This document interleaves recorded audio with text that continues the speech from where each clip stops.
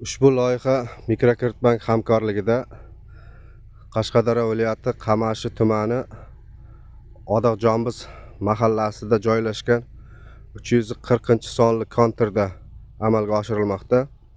Bu yerda brokkoli, karam ekilgan. Maydon hajmi 20 gektar. Uzunligi 500 metr. Ana tepalikgacha. Bu burchagi narki burchakgacha. Bo'yiga 400 metr. Bu burchagi ana daraxtgacha. Bu burchagi ana oq uygacha.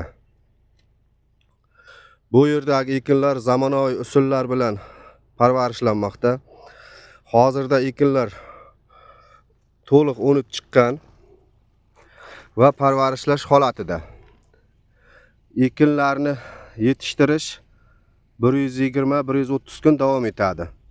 Yetishtirish jarayonida sug'oriladi, tabiiy va mineral o'g'itlar bilan oziqlantiriladi. Ushbu loyiha 40 ta dehqon xo'jaligiga biriktirilgan. Har bir dehqon xo'jaligi uchun yarim gektardan yer maydoni to'g'ri keladi. Loyihani samarali amalga oshirish uchun lider tadbirkor sifatida Juma bobo sulolasi ishlab chiqarish kooperativi biriktirilgan.